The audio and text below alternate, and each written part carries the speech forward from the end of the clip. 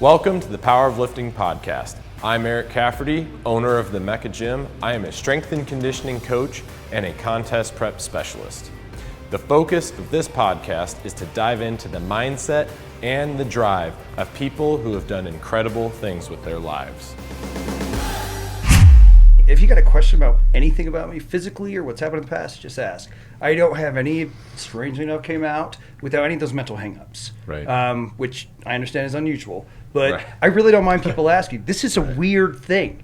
You don't Right. see people that look like me everywhere. So you don't see people in life that act like me, and so it's unusual. Yeah. I would be curious. Well, too. we appreciate that. Yeah, no, and so for those people just listening, Micah is in a wheelchair. Yep. And, Yeah. Double amputee. I'm an above the knee on one side and what's called the hip disarticulation on the other. That's kind of a weird amputation, but yeah.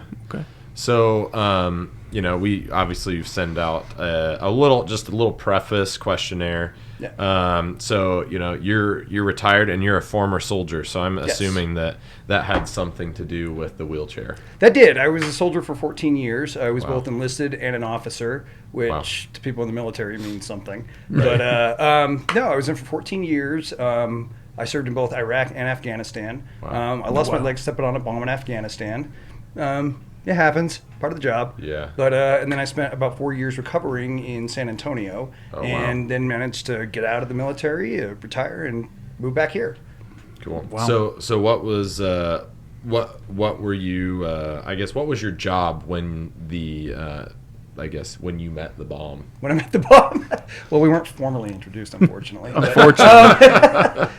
So I was a platoon leader. So Okay. I was an officer, and we were running an infantry rifle platoon. Pretty much just trying to keep the Taliban from, taking over more area. This is back in Okay. 2013.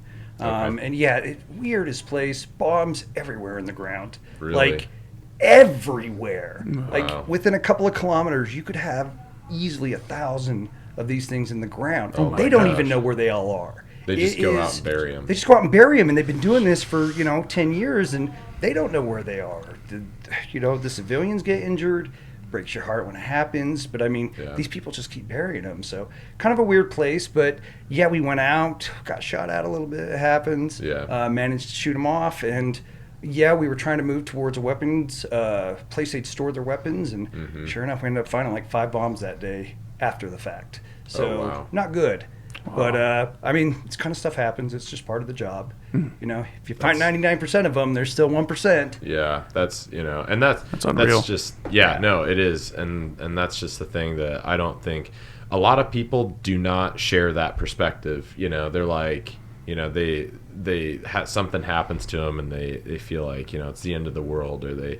A lot of people just lose their mind over like things like that we deal with in the gym, like track and food and things like that. And you're a professional soldier, lose your legs and you're part of the job, life goes on. Yeah, when I woke, I was in a coma for 3 weeks, and when I woke up, I was just super happy to wake up. Because when everything went black for me, I wasn't sure whether I'd wake up or not.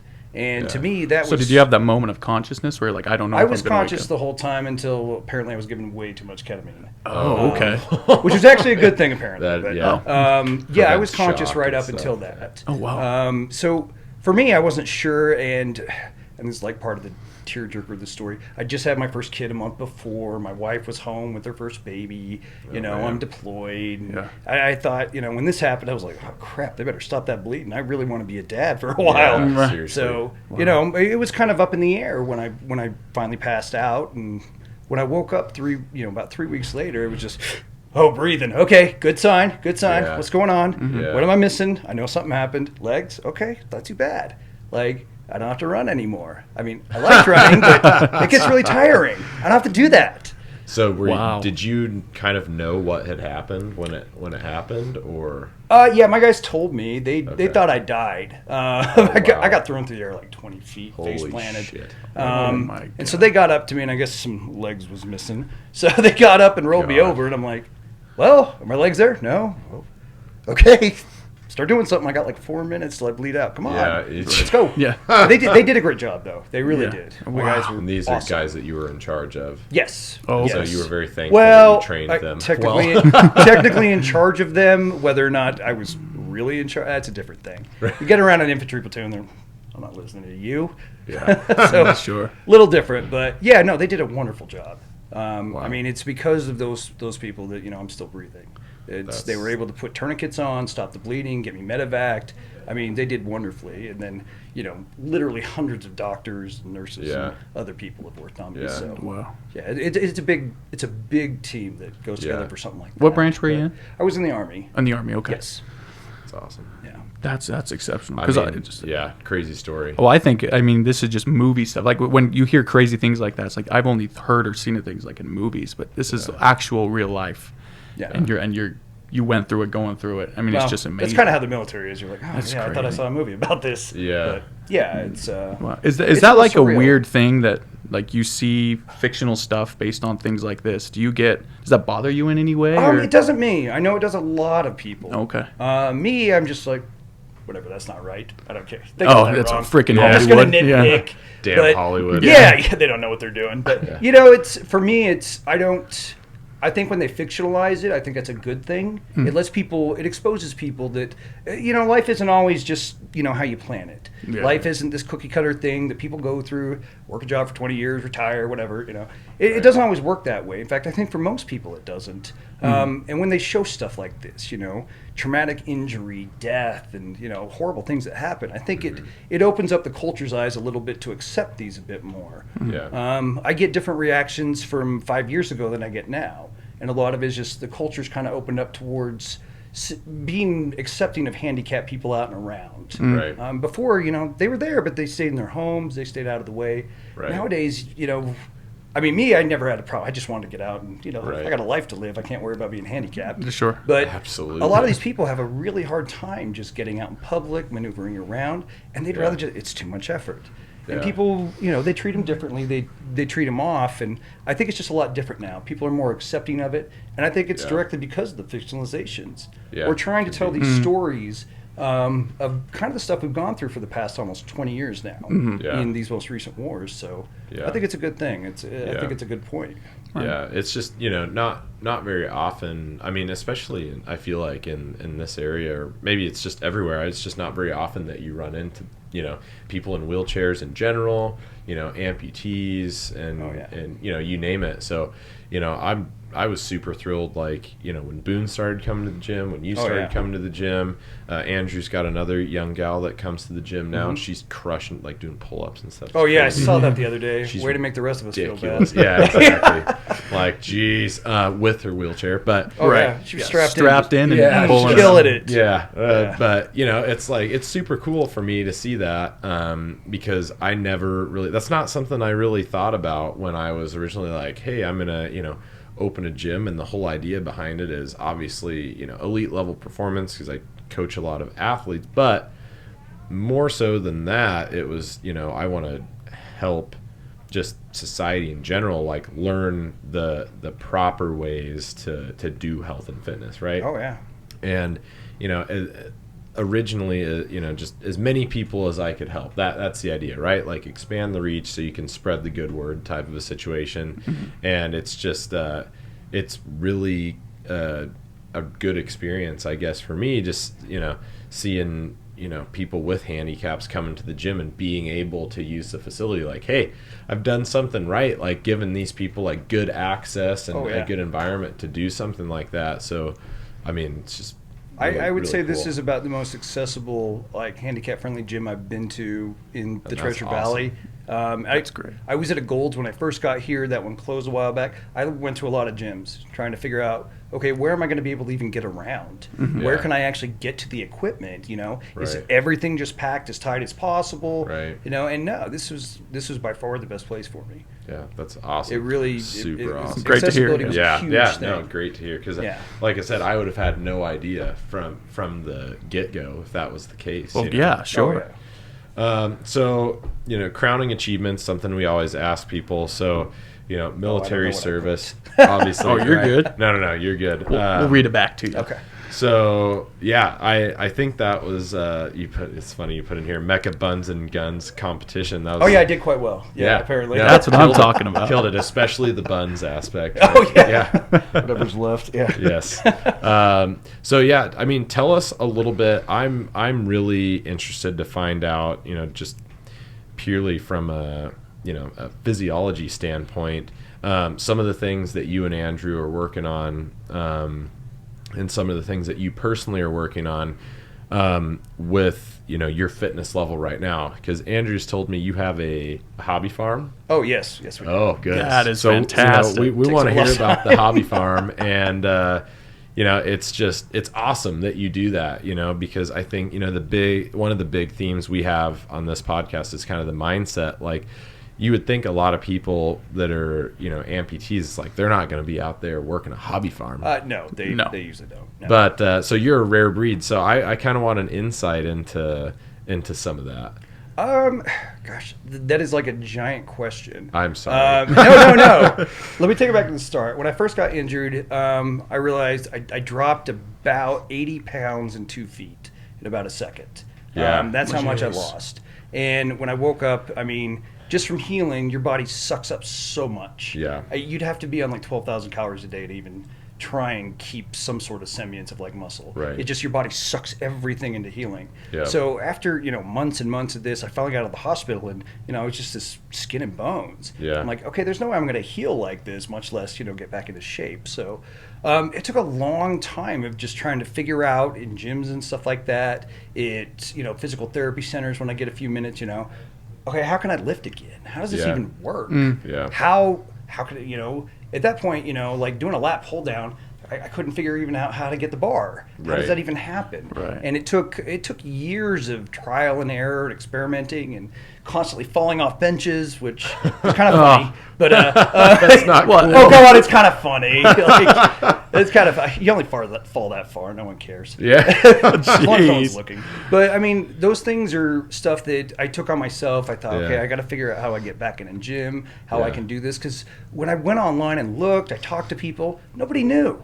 Yeah. Nobody had any explanation for how do you work out if you've suddenly, lost both legs or you're bound to a wheelchair. Right. What do you do? So I did a lot of experimenting and playing, and I couldn't lift like I used to. Yeah. It used to always be about the Olympic and power lifts. Yeah. Those are, they just felt good to do. Always. Amen. You just felt powerful. But, that's clearly out of the question now. I think my jerks aren't going to really do very good at this point. But so I had to change how I was lifting. What goals do we have as people? Should I be strong now? I don't need to be giant and strong. But can I look good? Yeah, can I look good doing it? Yeah. Right. So at that point we transferred. I transferred into some of the looking into hypertrophy and stuff like that. Just seeing can I get big? Is this possible? Mm-hmm.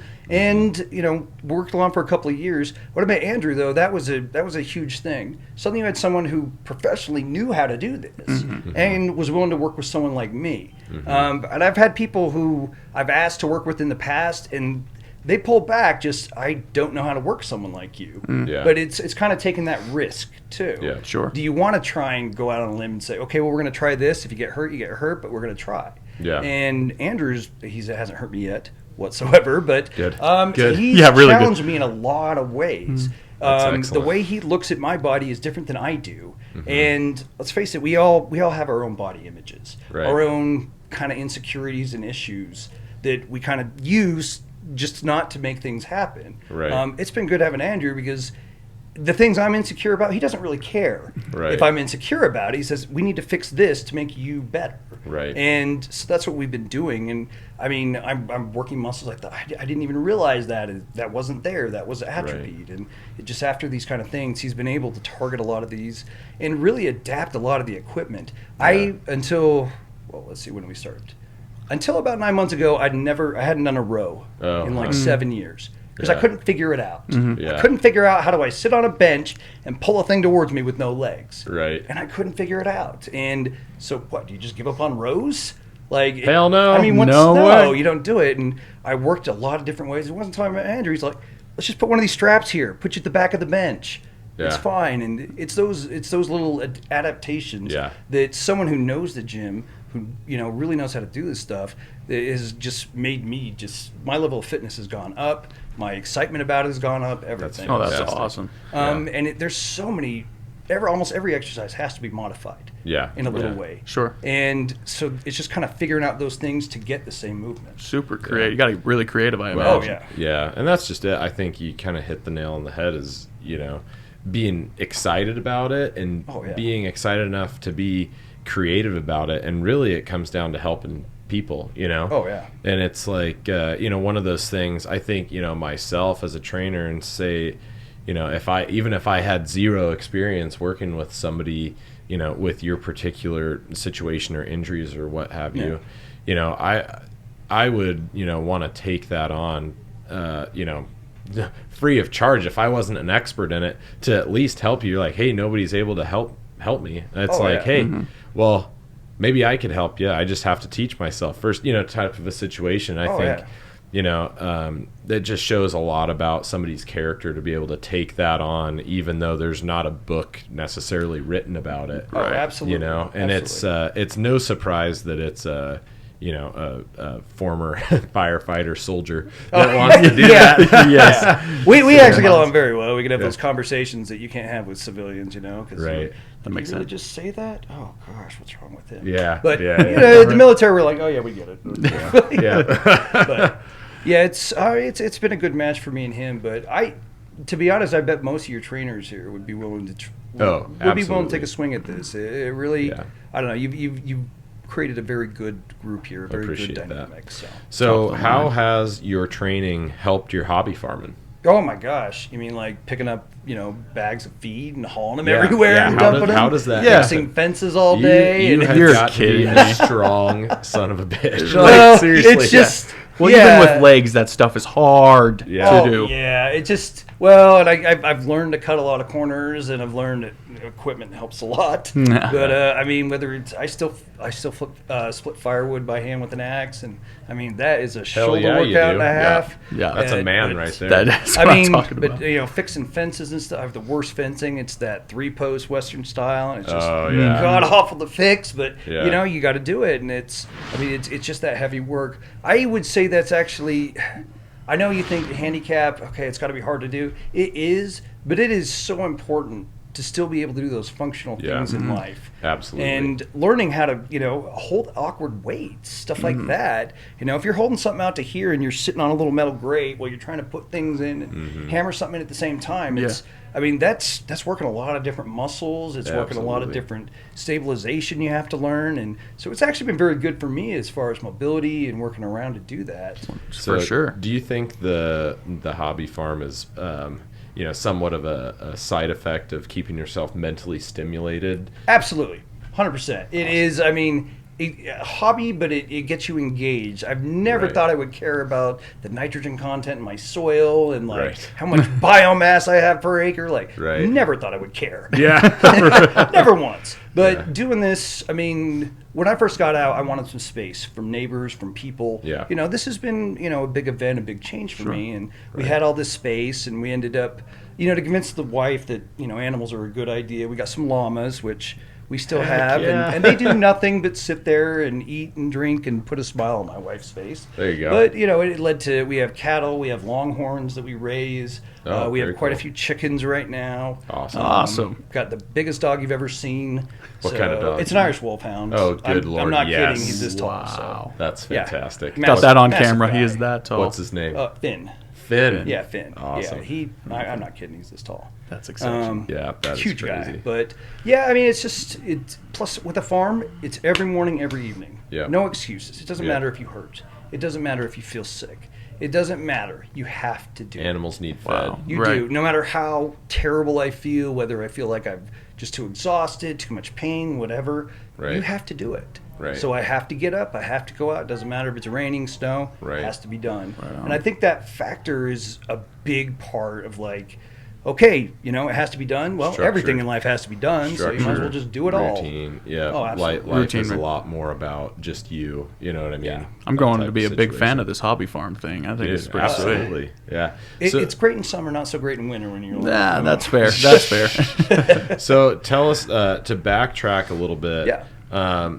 Tell us a little bit about, because we touched on that a little bit just now, the mindset. Mm-hmm. You know, post injury. You know, waking up, coming out of a coma, and being, you know, you said thankful that you're breathing. Hey, right. I'm back. I'm here. Let's do this. You know, I kind of want a little bit of light shed into just your mental state after that, and, you know, some of the struggles you went through, and also how you overcame those struggles. So for me, I kind of had an easier run than most people, and I don't know why that is. It's not that my injuries were less. Mine are pretty severe. Yeah. For me, I was very happy to be alive. I looked at things. I thought, okay, legs are gone, but what else can I still do? You know, Right. Military, clearly the career I wanted was over. I could probably sit at a desk, but that's boring. That's boring. No. But can I still do things that I like? You know, I like to learn. I like to go to the gym. I like to shoot. I like to, you know, get out in the outdoors. Can I still do all these things? Yeah. I thought, yeah, I can make this work. That's Yeah. not that hard. It just takes Yeah. some creativity and Yeah. stuff like that. That is not normal. No. I've met a couple of other guys out of hundreds that had a similar mindset with it. A lot. I think it's especially for the males, it's their residuals, you know, their self-image of how they view themselves. You know, Right. a young, strong, you know, Yeah. very powerful male, and they feel that, you know, an amputation or a severe injury or something like Right. that, suddenly you've lost your identity. Right. It's gone. You're no longer that person. Right. And I think especially the younger ones have a very difficult time still seeing their self-value. Right. They see what's missing, not what's left over. Right. And you can develop what's left over. You'll never be what you were, but I mean, everyone goes through that in life. You can just be different. Yeah, you never reach 70 and you're like, I'm still as good as when I was 20, you know? Yeah. It doesn't happen. Mm-hmm. So I think a lot of them have a hard time. Me, I had a really good support network. My wife was there every minute, every second. Yeah. I mean, she has been phenomenal. And so that was a big part of it. Family and friends. We had thousands, that's not an exaggeration, thousands of people reach out from all over the country, even some different countries, reaching out with support, whether it's just well wishes, financial, stuff like that. Yeah. So many people reached out. It's just a massive support network that I had. And that definitely contributed to me, like, you know, mentally just being a lot better about this. Right. But as far as a lot of this, I don't see that, you know, the amputation's okay, my job ended, but it was a job. Right. You know, it was fun, and it served a very good cause, you know, the country. But it's a Great job. cause. And when that's over, I can go do new things.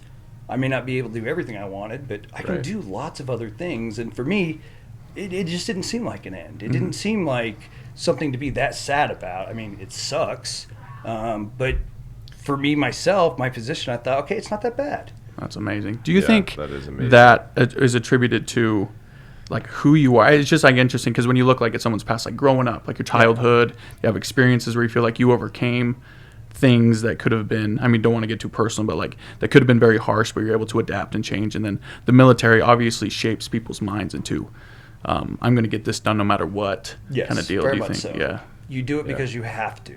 Yeah. And that's all that needs to be said about it is you do it because you have to. I don't know. I can't think of anything that was that bad when I was young that would be traumatic or anything like that. I think part of it is I was in a position where I knew what was going on when this happened, so I don't really blame anyone. Right. I mean, you know, you're trying to kill a bunch of people, they're trying to kill you. I mean, that's clearly the way something's it going to goes. happen. Sure. And you can't get mad at, you know, well, this happened or this could have or should have. I mean, what happens, and you move on, or you should, at least. Why me? I don't know.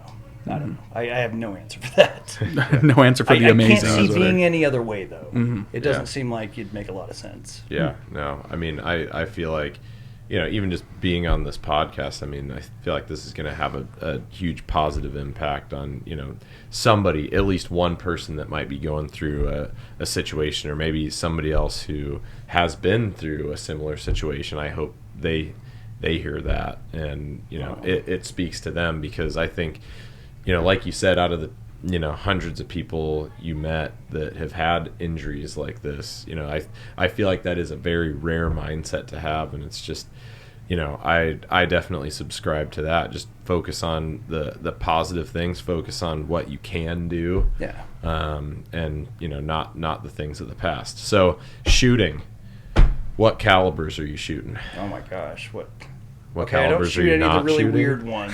You list that as some exercise. I don't have like a right? 224 Valkyrie or anything like that. What do I shoot? So I do a lot of handguns, 9mm and 45. Okay.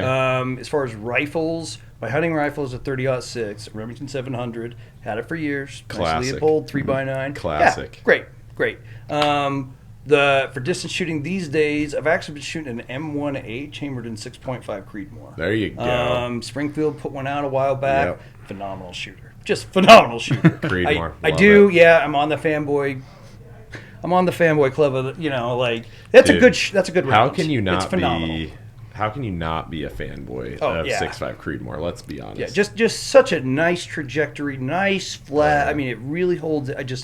Especially with those Hornady ELDs. I mean, you can't 140s. Yeah, well, anywhere from those whitetail ones do pretty well too out of it. The But those 143s. 143s, yeah, those are the bigger ones. Yeah, they do really well. Love the Creedmoor. Exciting stuff. Yes, Hunter, is this Chinese to you? Yeah, a little bit. A little bit. I understand a little bit, but other than that, it's the new coolest round that everyone said you got to get on board, and everyone said, "I'm good," and then they shot it and they went, "Okay, I'm on board." It's basically like a 308, but it shoots with way better ballistics and less felt recoil. Yeah, it's great. It's great. Well, fanboy now. So it nothing shoots wrong with farther and flatter and stays faster longer. That's there you right. go. That sounds good to me. Longer. Yeah, that's right. Sounds good to me. That was a great explanation. So what optics are you running on that? That one's a Night Force 7x35. So Shout out pricey. to Night Force. Yeah, There you go. Those are kind of pricey ones, but what's the you can't beat objective it. lens on that? Is it like a 55, 56? No, I think it's 7x35. So I think it's only it's got to be like maybe it's 50 then. Okay. So it might be 50. I'd have to look. I don't rock quote any me. Night Force, but I mean, I'm sure. It took a lot of convincing for the wife to get the Night Force.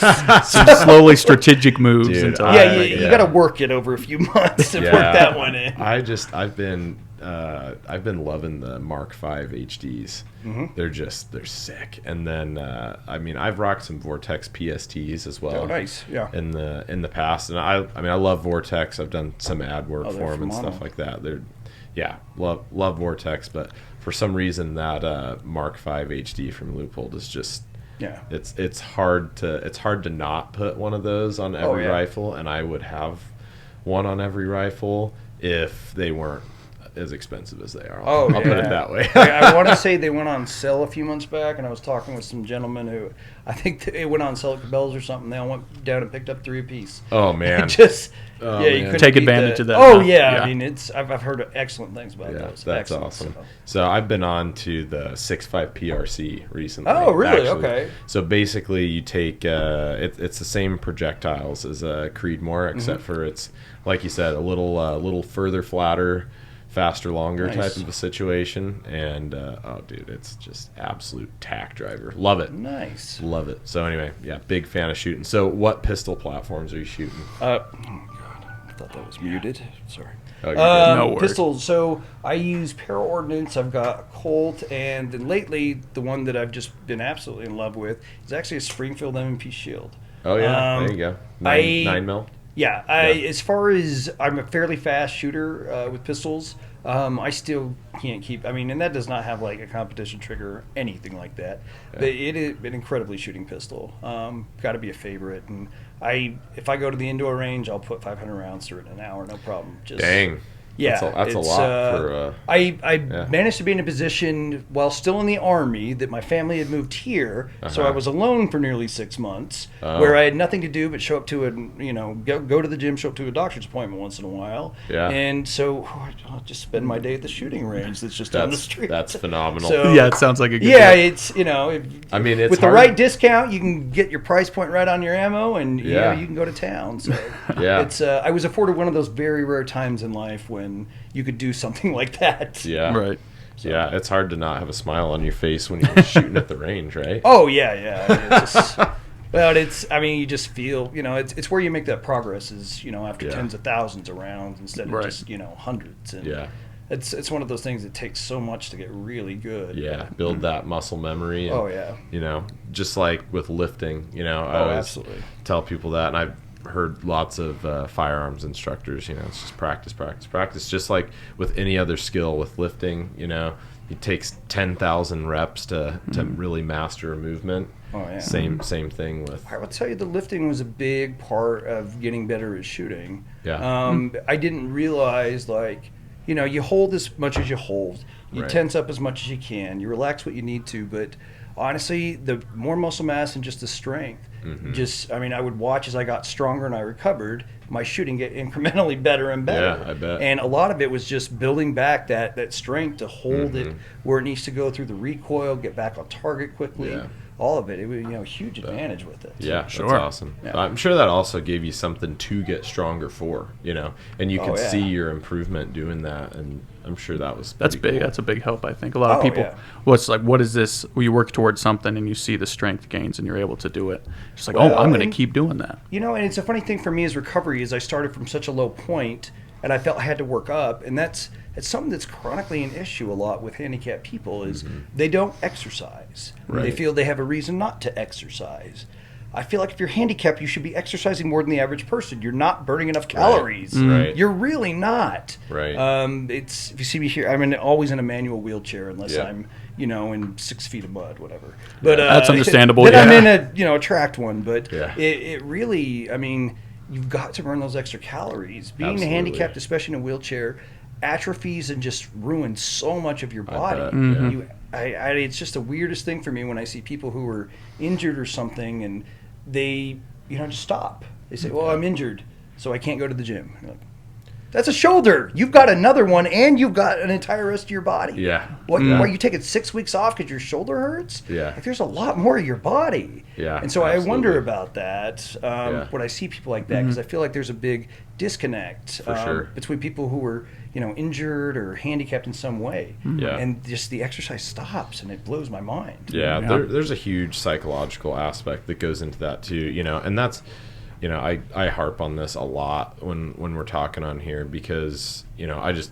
love getting your perspective because, I do see a lot of those people who, they may be depressed for one reason or another, and a lot of it could be, performance related. It's like they have a bad day deadlifting and they feel like it's like they look like somebody shot their dog, and it's like, dude, like you lifted bad one day. Yeah. Like there's 365 more in a year. Like, what are you complaining about? Pull your head out of your ass right now. Yeah. You know what I mean? Yeah. And then you've got you wheeling in here, like, just doing your thing and, being pleasant and seemingly happy about everything that's going on. And it's like, man, we need to, talk to that guy and see what's going through his head because 100%. he's got something going on good upstairs that other people could learn from. Well, every day in the gym is a good day to be in the gym. Even if it's a bad day in the gym, you're in the gym. That. That's a good thing. Yeah. And actually, someone here said that. I think that exact thing. So I'm quoting some random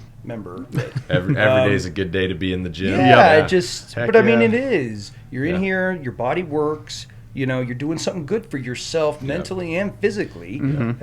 What's bad? Yeah. Right. Even if you're injured, find something to do. You know, like you mentioned. That's huge. People. Everybody's always complaining about a shoulder or this or that, and it's like, man, find something to do. You gotta get that energy out somehow. And like you mentioned with people that are handicapped, same deal. There's definitely a huge benefit to the non-injured side. So if you are injured on one side of your body, you gotta still work the other. And top to bottom, it's gonna, send nutrients around the body. It's gonna help you recover. There's a lot of different enzymes and factors for recovery that are actually promoted by just, general exercise. Oh, yeah, and if you absolutely, don't do absolutely right. Yeah. You could be in a bad way, and I'm sure it's helped you a lot with, I imagine you still have, pain and things like that you manage. on a consistent basis. I'm sure, how's the gym helped with that? Well, we'll start from the recovery portion though, because you're kind of touching on that.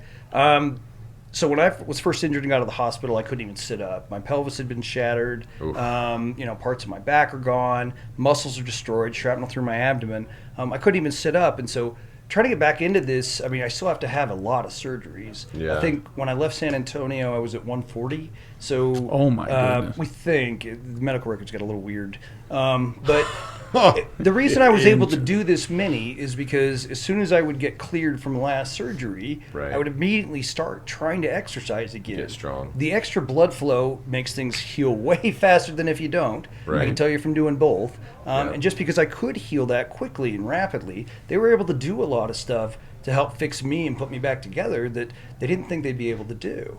A lot of it just comes to this, like you said, blood flow, nutrients, enzymes. These are so critically important to healing internally and, some of the external stuff. It has to happen. Yeah. And when people stop getting that blood flow, you see everything just start to deteriorate. Yeah. It's a huge thing. I would say for now, when I exercise, a big part of it is I've seen a direct correlation with my immune system. Yeah, for sure. If I don't exercise regularly, if I take a month off, I will get some sort of infection and possibly have to be hospitalized. Like clockwork. If I'm out for a month, something's going to pop up. Wow. And it's just one of those things. As long as I get to the gym, my immune system stays up, I stay healthy, things don't break down. It's just very critical to living at this point. Yeah, that's excellent. Yeah. So do you still deal with shrapnel and things like that now? No, most of shrapnel, if whatever's left in there is in a place where it's not going to bother anything. Okay. As far as like pain, injury, scar tissue, organs destroyed, stuff like that's still ongoing. And it's probably always going to be ongoing. Yeah. But, like you said, you learn a routine. Right. You learn how to deal with it so where, it doesn't really affect your life that much. Right. You can still do most things you want. Yeah. Just some things may take a little more planning. Yeah. Like a trip, I don't just throw a pack on my back and head off to somewhere. Right. It has to be planned out. Do you have your medications? Is it accessible? Do you have the things you need when you're there? Those sort of things. Right. Sure. So it takes a lot of planning, but otherwise it does. Do you pretty fly well. much now, or? I haven't flown. I don't think I've flown in like 2 years, but yeah, Okay. I've flown a good bit. Okay. To be honest, I find first class much more comfortable as an amputee. I mean, I don't blame you. It probably is for everybody, but for me, it's especially nice. You should get first class for free. I would often get bumped. I'd often get bumped. Good. Let's be real here. Like you should get first I class. think a for lot of free. it though is they just didn't want to carry me all the way to the back. So Yeah, right. He's good right there at the front. Yeah. Perfect. So if Just any put it there. airlines are listening to this ever, he needs first class permanently. Every trip. You'd be Every trip. surprised. The airlines are really good about it. That's great. About That's that. good to hear. They're really good about it. Because sometimes you don't hear they're very good at many things. So Yeah. that's good to hear they're good at that. It's true. I think when it comes to injured vets, you'd be surprised. That's They're pretty awesome. They've always been wonderful. That's great news. Certainly. Great Good to hear. stuff. So I'm seeing a little something on here about blueberry cream cheese scones. Oh, I'd make the world's best. I voted. They were the best. No one's disputed it. I feel like we need to be judges on that. If you're willing, I just know a lot of people here are pretty strict. I could bring some in. We're going to have to make it happen, I'm sure. Okay. I think we're going to have to make We'll it. add the segment to the podcast. Yeah, I think so. Trust me, you'll like them. I'm sure they sound incredible. So do you cook or bake a lot? I do. We Okay. usually only bake like pretty much from like Thanksgiving to Christmas. Right, just to keep her clean the Well, rest of the yeah, way. baked goods Yeah. are so. I mean, it's wonderful. It's good. But Oh, gosh, oh, the yeah. sugar and salt and everything. You just it's you just have to weigh it detox in. Now afterwards. you're speaking my language, but Yeah, yes, but you're just like, 100%. I feel so horrible after all Yes, this. right. Yes, But, it wasn't worth it. No, but I it grew was. up. But My it mother was. bakes a fair bit, and so I bake a lot. My wife also cooks a lot. Oh, very good. That was a big thing. She's half Sicilian, and Oh, kind of comes a little bit from that tradition from her dad. Yes. She really loves to cook Italian food. I lasagna love her is phenomenal. already. Yes. Sounds incredible. But so yes. we do like to get together and bake. I think it's almost like for me and her, it was like a date thing at first. But Absolutely. we both really kind of developed our skills over the years. That's awesome. So, That really is great. Yeah, no, Oh, that's spectacular. So, I mean, I'm sure you guys cook a lot of healthy stuff as well. Oh yeah. It's usually it's meat and rice, and that's what you got. The but- staples. Oh yeah, Yeah. but like I said, it's not so bad if you raise your own beef and you Yeah. you get it your way. It can be fun. Yeah. You So know, Yeah, that's true. very- That's What super kind of excited. beef do you raise? We raise Longhorns. Okay. It's is pretty good.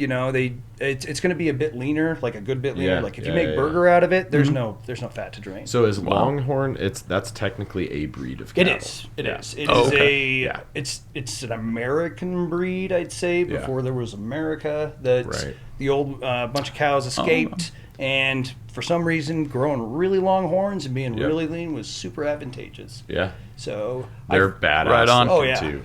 No, I've seen. They're I mean, everybody cool. knows what the Longhorn. Yeah, they know what they look like, but not very many people have seen them in person. You'd be surprised. They're pretty smart ones. I'd say they're way smarter than any beef cattle. Oh, really? But and they'll eat like a goat. They'll eat just about anything. That's awesome. Wow. Yeah. Their meat will come out a good bit leaner. It'll have a higher protein content by pound. Yeah, which cool. is nice. So and closer to bison, kind of. Yeah, and a lot more variety because they'll eat a lot more. So a lot of times you'll have different nutrients and stuff.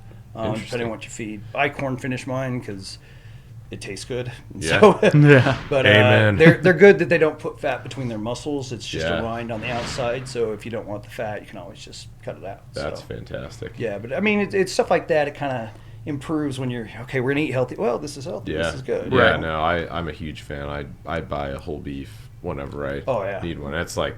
It's the way to go, man. Yeah. And I'm always interested in different flavors. So, you can bring some of the steaks if you like like a 5-month corn finish this year. It was. It came out nice. My goodness. Did you get delayed because of all the COVID nonsense with the butchers? Or? I think it was just I think a butcher had dropped and another one was trying to pick up.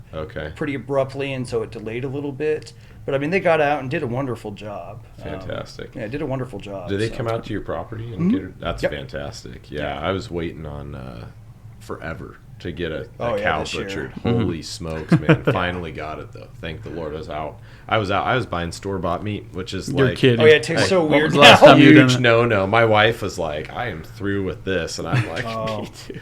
We're the same way with eggs. It's if we have to buy from the store, the wife's like, "No." Yeah. No, it's like rubber. Yeah. And you're just kind of like, and ours are these nice burnt orange kind of yolks. Yeah. And what kind of chickens do you have? I've got probably 20 different breeds. That's fantastic. Yeah, they free range on mine and a couple of nice neighbors' properties. Oh, yeah. So yeah, I tell them if they find eggs, they're theirs. So, but they free range and bugs, grass, all that stuff. Oh it man, really makes for a very different that's flavor. the way to go. Yeah, very different flavor. So do you hunt big game?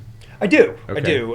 Not so much since I've been injured. I did get a chance to go hunting this fall, which was incredible. Fantastic. Some individuals invited me out to hunt on their property, and it was super amazing experience. Incredible group of people.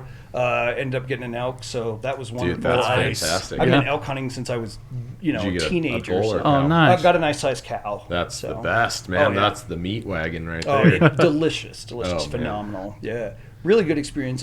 This is a great place for hunting up here in Idaho. It's been nice to be back here. It's horrible hunting here. It's horrible. They already all know. Here. Trust me. Yeah. Unfortunately, drive up 39 during during hunting season. They know already. Yeah. Seeing all the different license plates up in the boonies. I had to hike forever to get away from people this year, but I mean we managed. But still, So that's fantastic. I mean, I know some people that know some people, so I'd love to potentially get you involved in some future hunts and stuff. Okay. We'll talk about that, yeah. That would be so much fun. Beef, elk, what else is on the menu at your house? Oh, gosh. That's about it right now. We've raised turkeys before. Nice. They poop the same amount as a small dog. Oh, but if you free range them, they poop everywhere. No. You got a dozen of those. You got a dozen little poops everywhere. It got set. Grass looked great, but but the porch was not.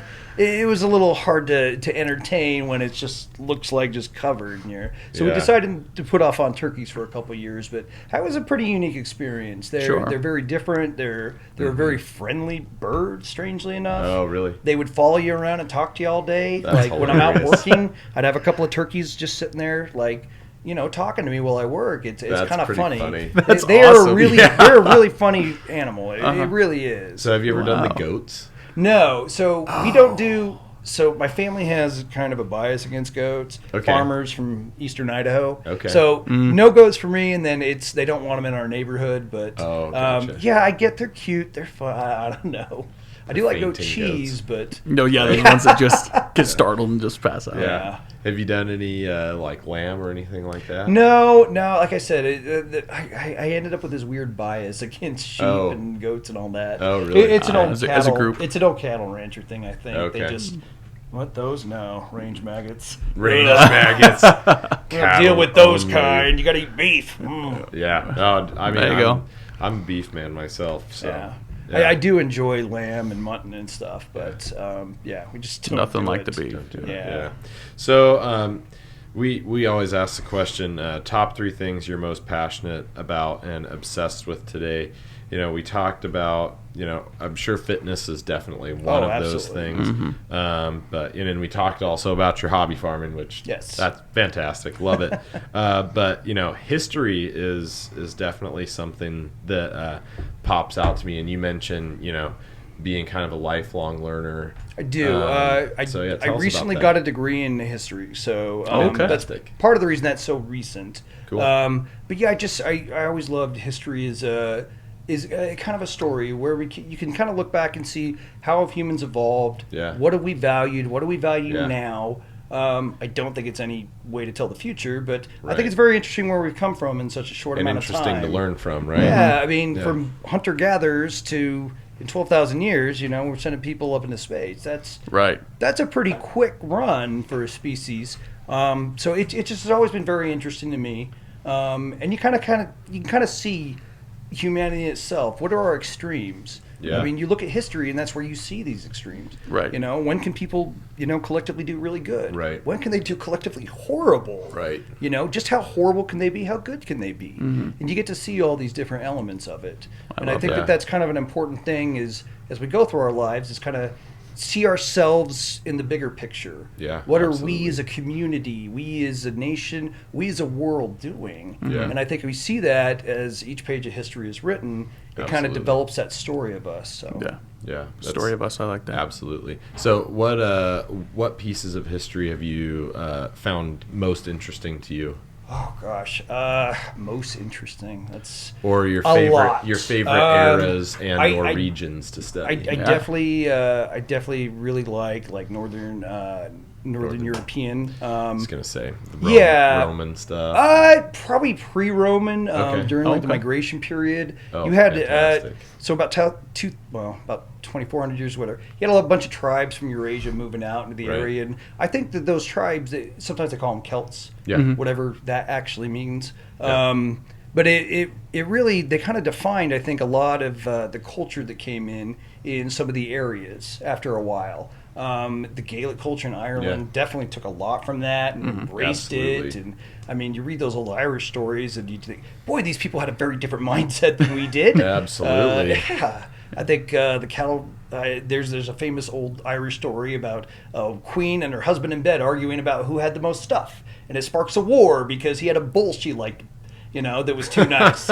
So she had to go steal another bull, and it sparks this huge war. And it's these things that you're like, boy, we thought about things really differently back then. Right.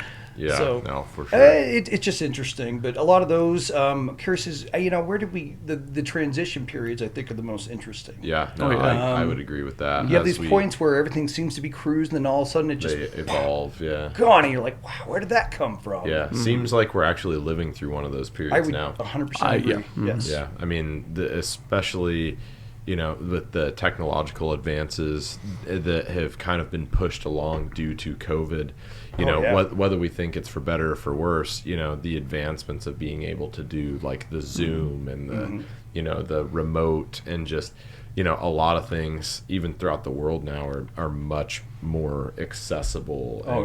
The whole internet revolution type of situation. I don't know if you'd want to call it that or whatever. But I think that's a very apt term. Revolution is huge. I mean, we're sitting here doing a podcast. Yeah.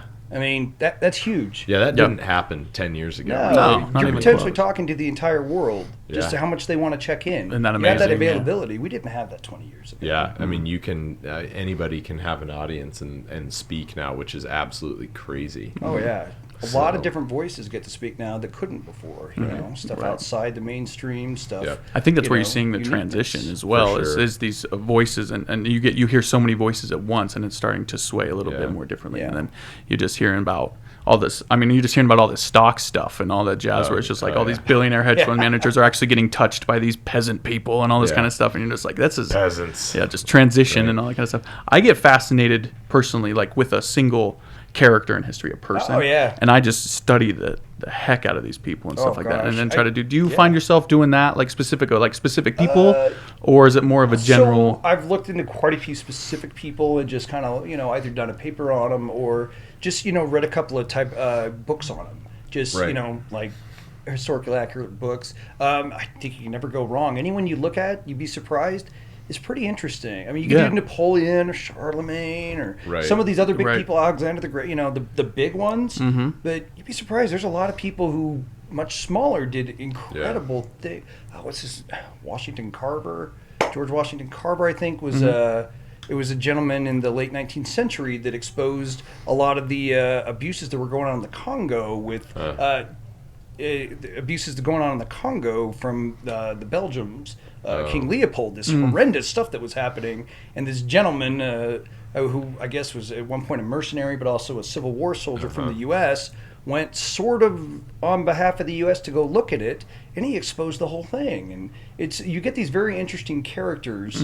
I really hope I got that guy's name right. But, well, I know that is a man, and if it's him, then he's very famous. But, I mean, it's these characters that maybe don't make such a big splash in history, but are just as unique in the circumstances of their lives and kind of how they maneuvered them. Right, and you kind of see their life in a 2020 vision in a sense, because you're looking back on it. And wow, that person really nailed that on the head, or this person. I wonder, and then one little thing in history, if it just kind of changed, what would be different now? Well, you think that person took a huge risk. What prompted that person? We all value our security, our financial wealth, these things. We value these things, but you look at those people who take that risk to do what they feel is the right thing at the time and just throw it all to the wind. And I mean, that's something to envy. That's something to, I think you would want to progress to in theory. But you're right. I agree with you. And learn from, for sure. Right. So along with those passions, you mentioned a little bit about following politics and things like that. And we're talking about media. We're here, we have a voice on a podcast, right? We're not the CNNs of the world, the Fox Newses of the world. Yeah. And we're not being fact checked. Well, maybe we are. Somebody's over there fact checking us, but they're going to check the name of that guy who just right? Exactly. I'm like mentally like, wait, was that right? Yeah. Was that right? But anyway, so saying that, would you consider ever doing any running for office or anything like that? I personally would not. I know a lot of people who do. I do keep up with politics. I have another degree in political science. Perfect. So you're a well-read individual. Yes, it sounds moderately. like it. But I personally wouldn't consider running for office. Physically, that is an incredibly demanding job.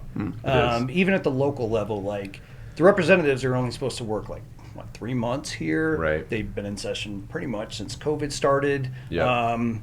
But I mean, I know how demanding those jobs could be. I know kind of what it takes. I've done some veterans advocacy here in Idaho. We passed a memorial in 2019 to Congress to try and help with some veterans benefits that were being delivered. It's an interesting process. I'm glad it's being done. I personally don't have a role in it, I don't think. Veterans advocacy, sure, I'll be there. But as far as running for office, I think that it's guys like you that we need to get in office. That's the the thing. Let's think about it. I mean, nobody really knows your political views as right now. We don't need to talk about it on this podcast. But just hearing you're well read. You're obviously a good leader. I mean, I can just tell that just from the way you speak and some of your stories about things. You obviously have a huge heart, a great mind. Somebody like you should be the person that's running for office. So what would you say to that? I mean, probably right, but I'm definitely not a nice enough person. But we need that's what we need. Definitely not. A lot of it comes from listening very patiently to constituents complain about problems that they have that are very serious to them, even if they don't matter to anyone else. Right. And I'm not sure I'm that person who can sit there and listen. I think that's a good part we need that guy. The politician. I would agree. 100%. Yeah, I would agree. I think we tiptoe around a little bit too much in this day and age. I would agree, absolutely. And I think a lot of politicians, they worry too much about that re-election. What people think. And, that re-election is from one to the other, and they miss the middle. And the middle's the important part. Yeah. That is the absolute, you are a servant of the people. That is what you should be focused on. I mean, you're not focused on the bread on the sandwich, man. It's all about the meat. Yes, absolutely. The meat of the sandwich. Right. Elections are a beast you just get through every few years to keep doing the real job. Right. And that's the biggest part of it. Right. Plus, there's no way you get through politics without fundraising. Right. There's absolutely no way. Sure. And I just can't sit there and make phone calls to people. Honestly say that's tough. I despise That's would why you got a to team. Give me money? Yeah. That's right. You got us. We'll do the calls to get you some money. Gosh, don't Exactly. 100%. Yeah, Someone's going to call you up. That's true. Oh, you want to make phone calls for a All of a sudden, we're gonna campaign? see Alright. Micah campaign posters around. It's just Yeah. like, where'd that even come from? Yeah, exactly. Well, we're gonna make you a campaign poster for that. 100%. To go off of it though a little bit, you mentioned in there some professional goals that you have. Well, fitness goals. Yes. For one, 22-inch arms. Oh yeah, I'm working on it. You're working on it. We're Yes. getting there. Yeah, it looks like it. It's a few. Oh no, we're a year more away from that. We can hit it. I mean, it's. I mean, we got to. You know, it's one of those goals. Is how big would be big? What is something to shoot for? Yeah. You know, and not just 22-inch arms, but could I get the rest to be proportional? Yeah. You know, can we get proportional? And actually, Andrew's been wonderful about this, bringing back in that proportionality. I don't see my upper back very often, but it's not proportional to my front, really. So, we've been working on that sort of stuff and just trying to improve the profile and everything while we're trying to hit those goals. Yeah, well, if you think about it, if you have 22-inch arms, that also means you have 22-inch arms to use. That strength that comes from it. Right. So that's where you're coming from for sure. Oh, yeah. But then also you say in here professionally, law school. Yeah, so that's the next goal on the horizon. It would have started last year, but with the pandemic, we just kind of... Damn COVID. All right, yeah, let's... Ruining everything, man. Well, I mean, we kind of took a year off, and, I made a bunch of dirt, and that's about it, hobby farm stuff. So, well, like you said, you never think about that stuff, Yeah, but it can be difficult as well. yeah, you're like, oh, I'm making dirt. But no, law school is something, it's always been a goal to get through. Yeah. I don't believe I'll practice. I do want to pass the bar in Idaho. Leading up to being a politician. It's fine. That's why I'm bringing it up. For one, that's what I thought about in here. No, it's a goal. I'd like to pass the bar in Idaho. I've been told it's a fairly difficult bar. Okay. Just because of the water rights and BLM stuff that nobody knows anything about. That's true. I don't know anything about it. I've been learning lately, and it's very Idaho specific. I'm betting. Oh, right. Yeah. Sure. Yeah, the state we live in. That's amazing, though. So it's just a goal I'd like to accomplish. That's great. And in law school, you do a lot of reading. But do you do a lot of reading in your free time? I do. Yeah. I do a lot of reading. So it's funny. We haven't had a whole lot of guests on here that are readers. I myself, I read so much in school that I took a break from it, but then I rediscovered reading like for enjoyment. Oh, yeah. And I freaking love it. Oh, absolutely. Love it. But there was a period where I could totally relate with those people. I'm like, oh man, yeah, books. No. Well, done I would reading, tell you, but it's a time sink and a half. It I is. mean, you get into a good book, and you're like, oh crap, I've been here for 3 hours. I did not have 3 hours to sit here and read, you know? Yeah. Or it's like, 2 in the morning, you're like, oh, I gotta get up soon. Yeah, exactly. But yeah, I mean, books, for me, it's always been part of that learning. And most books have something to learn from. Oh, and that's for sure. a big part of it. So give us your tops. Do you have a top 2 or 3? Oh, gosh, books. Probably... For like leisure reading, fun. Anything. Any book. I would say if you guys know the Western author Louis L'Amour. You betcha. My grandpa had bookshelves filled with Louis L'Amour. Say my parents had them too. Read every one of them. I would say The Walking Drum, a historical fiction he did, phenomenal about some pirate and Spain in the 10th century, whatever. But really well researched for a non-historian and a very good read. It's a fun one. Nice. Very good. That. Fantasy stuff, I do like the J.R. Tolkien stuff. That's awesome. You can't beat the Lord of the Rings. About. The Silmarillion. I Isn't love that reading crazy? that. Yeah. Wonderful Most book. people haven't read that. I get why. It can be hard to get into, but once you do, it's so worth it. Yeah, I need to reread that. I feel like I read that like half my life ago. Oh, yeah. And I need to read. I started, didn't finish. Oh, but yeah, that was the name of the game for me with books for a little while. It was started couldn't really finish them, or get distracted by another book, anything. But it's a little different now. It was the worst when they did Kindle. I was like, oh, I just have so many books I can read. Yeah, I'll start it reading is. this one, and this one, and this one. That was $500. Crap. Yeah. This is way too easy. So what's on your current read list? What are you reading currently? What am I reading right now? This is some stuff about early trade routes. Sweet. It's a book about kind of how does trade really influence organizations, like especially states, stuff like that. How did it work early on? What about trade that happened in Southwest Asia? Did that actually affect Europe? Did why? Dude, that's up until the 15th century. No, I'm right there with you. Well, yeah, up until like the 15th century, all China wanted was silver and gold. They didn't want like anything else from anyone. Yeah. So like, I mean, at one point Britain almost went bankrupt because they were trying to give so much silver. Yeah. There wasn't enough left in circulation for them. I mean, because they were trying to buy so much from China for tea and things like that. Yeah. They ended up giving them opium. Not a great thing. But they started some wars over it. But, opium trade. It's just trade. To me. And it that's seems what like makes the well, world that's how the go world round. runs. Well, yeah, but like 5 years ago, like economics, how boring can that be? Numbers and stuff. But the more I learned about it, and the more I learned, how do these models work, and the systems of the world, and you think, okay, trade's probably a really big part of it. I mean, really, Huge. The world runs on finances, Oh, right? absolutely. So, I mean, and trade is obviously one of the biggest determinants of that. So, Right. I find that personally really interesting, and the more that I like to think that I know about the way the world works, the more that stuff kind of fascinates me. So that's interesting. Well, studying certain people and things is they always talk about how they recognize something, they learned it from history, like you said, these models of how things are going. And then you think about, well, like if I were in charge, how would I improve it, or what do you think would be different? And that's when these technological and these advances happen. Right. Because people are like, oh, like that could be different. Yeah. I'm going to make it different. And then boom, you got Elon Musk, and then it's stuff like that. It's just crazy. Yep. That wonderful, wonderful gentleman. Oh. Yeah. This is the lowest hanging fruit. It makes it wonderful, and you're like, anyone could have done that, but you did. But you did. Oh. Yes. No, I'm glad we finally got a reader on here. Yes, that's fascinating. This for forever. Yeah. So, that being said, books are one thing, movies are another. Are you a movie watcher? I used to be. I don't watch them so much anymore.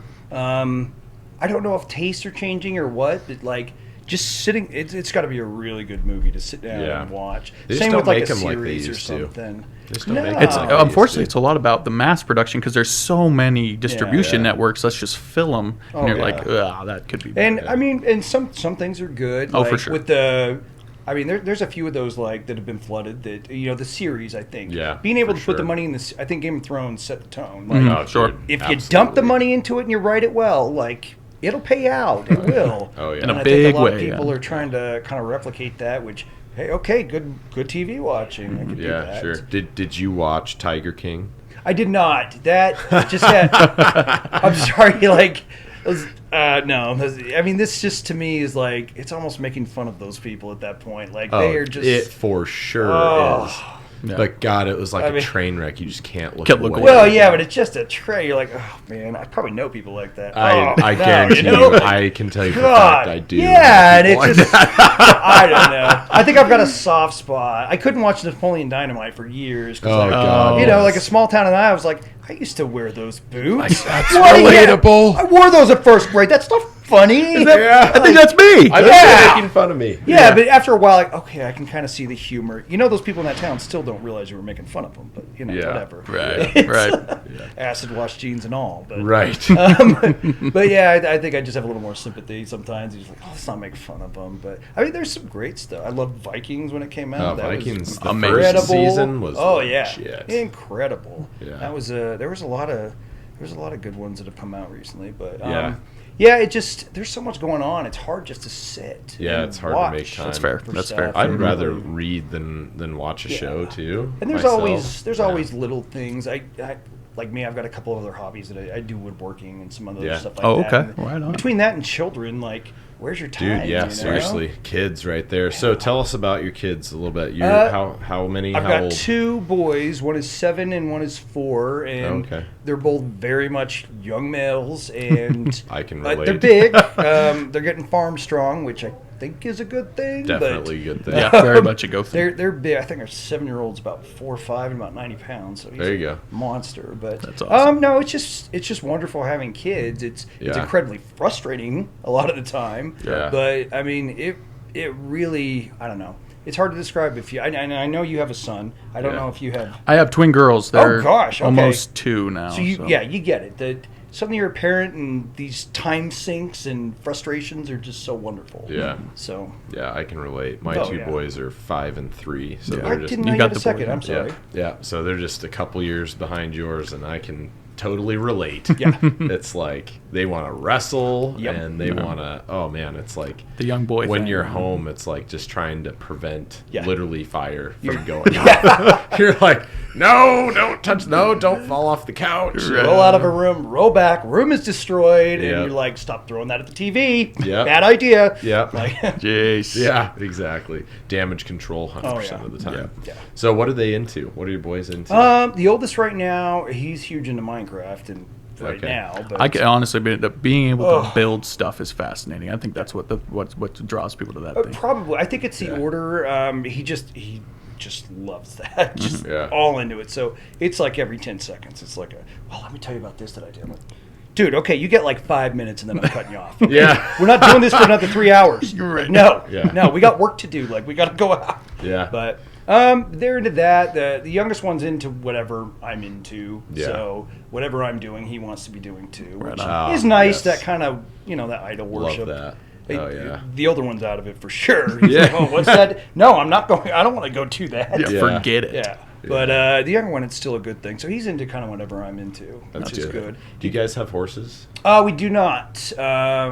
We've been wanting to get them, but we just haven't gotten there yet. Do it. So do it. We should. I learned how to ride again. That is awesome. When I was down in San Antonio. Seriously, phenomenal. Oh, yeah. It was a process, but we had to training the horses was actually kind of the hardest thing. Yeah. Because there's no legs, you can't guide with your legs, and every Yeah. shift you do is the wrong way for a horse. Right. When they're trying to keep you up, so a lot of it was learning how to actually rein properly, getting the horses on cue with it.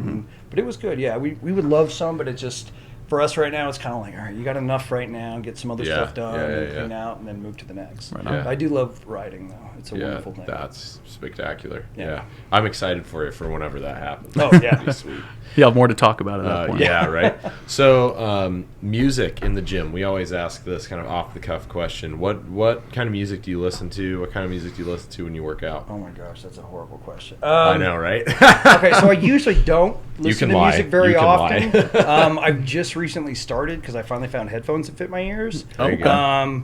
But yeah, my gym music is like terrible. It's probably like early 80s pop, or it's like funk, or like literally nothing wrong with like that. you can put on some Parliament and I will be fine the whole workout. Oh, like yes. just running through it. But I mean, it might be some like bubblegum pop like Bangles too, That's or I don't listen to a spectacular. lot of the newer stuff. I grew up in the '90s, so there's that weird emo streak that ended up on all of us. So you listen to all sorts of different things. Yeah, who knew? My Chemical Romance. Yeah. Randomly. I got back from Iraq no one was talking about emo in 2005. When I got back from Iraq in 2007, everyone was like, emo. I'm like, what's that? Like, that crap we listened to? Yeah.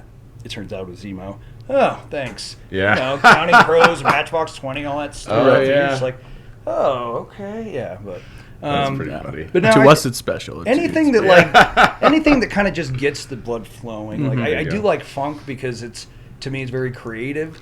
So you just these people had so much fun making this. Yeah. Yeah, you can So tell it that in that gets you music for amped, sure. Yeah. Mhm. Have you dove into any of the newer like EDM type stuff? I No, feel like what that's is fun. EDM? Oh my Oh, goodness, dude. we got to show you that world. Okay, you're talking to like a novice here. What I is mean, EDM? I really don't know a whole lot about it. It stands for electric dance music. Yeah, Okay. Hunter's the EDM aficionado. In Okay. here. I don't know. It's one of those things that gets my blood flowing for sure. That's what's on my I mean, playlist. all I know is that we put on Pandora like EDM banger radio or EDM festival radio, and we just go nuts in here. It's Nice. great. That's how we get work done. I'll just find a song so you get. I'm sure you've heard it before, but I'll just put on a song for you. I'm wondering if I have. And then You may be like, God, these guys are smoking yeah, you're crack. gonna You're not on drugs, which a lot of people that listen to this I are try not probably to on judge drugs. other people's music, because lest they judge mine. I wouldn't say this is our music. I think that this just gets us to level up during the day. Yep. 100%. Is it? So are there some like big name bands that do this, or is it's like DJs and people. Oh. Yeah. Yeah. It's a DJ thing. I'm trying to find one that will. So like, and then you remix a lot of songs with it too. Oh yeah. So like you'll find a song and you remix it. Yeah. You had the old techno remixes they used to do of Mm-hmm. everything. Yeah, my wife absolutely hates it. Oh, does she? My Oh mom yeah. does too. Oh yeah.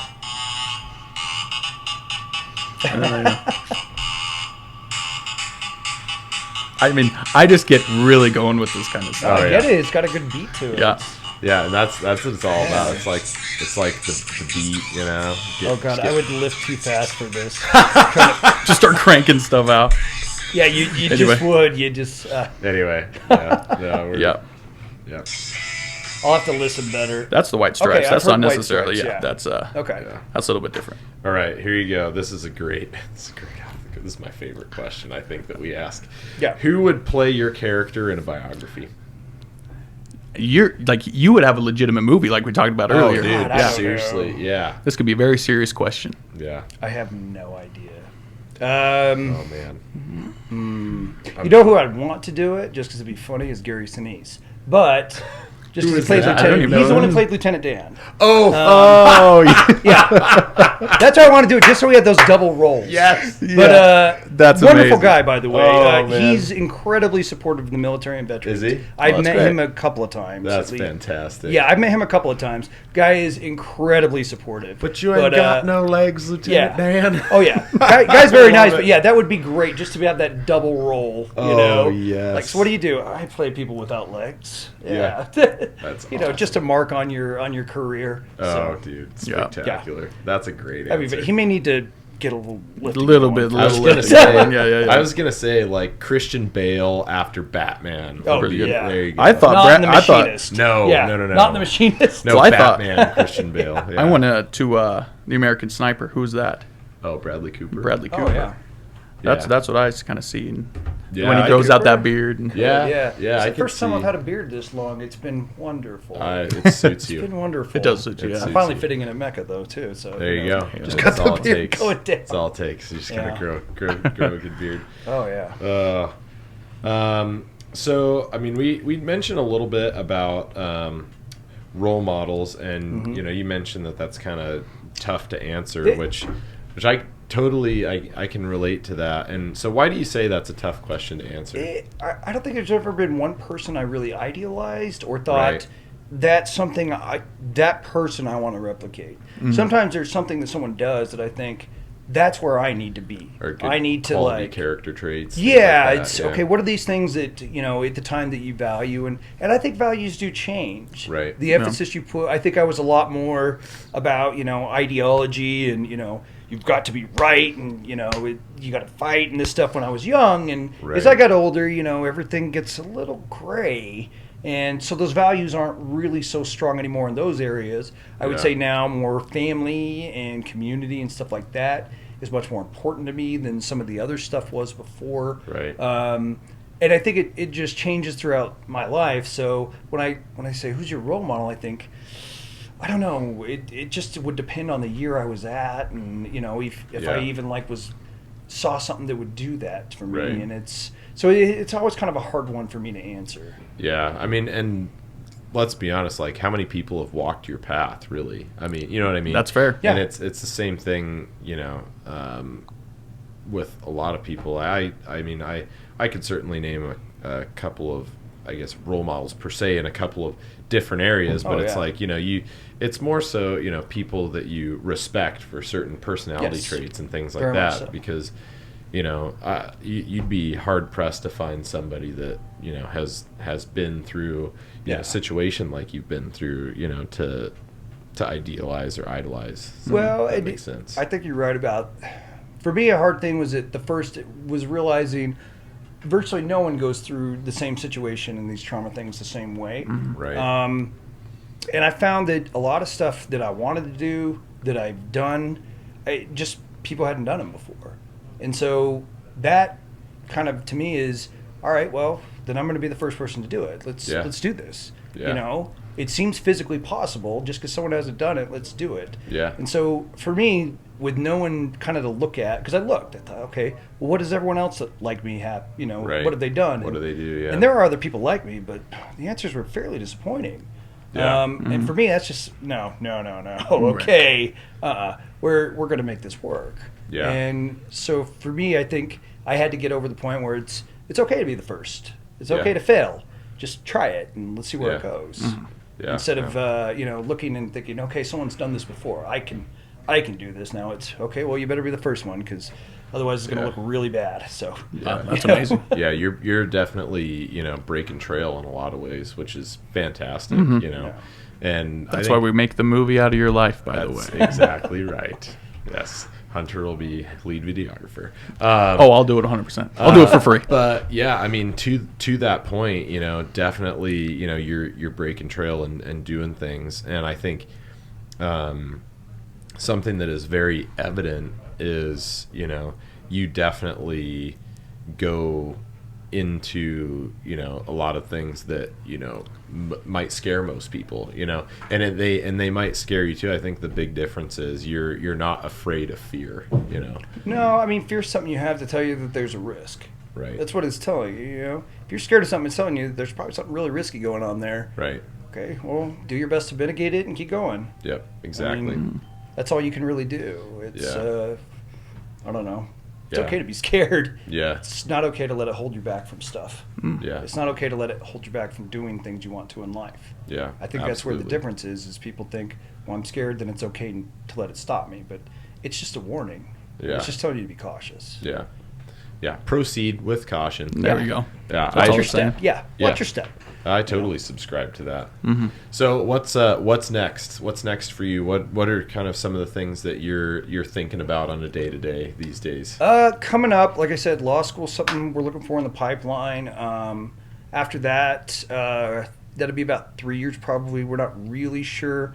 I think we're still going to try and stay in this area. We really enjoy it here. Fantastic. I mean, you just it can't. would be a better area with you around, so you probably should just not leave anywhere. Yeah. But I mean, we want to stay here. Honestly, I don't really know. If you said what's your 5-year plan, it's probably not up to me. There's so much stuff that happens in the world. Yeah. I'll adjust when it comes, and then try and get through the stuff that I do. Yeah. Right now, try and raise up the kids so they're reasonably developed, and Right.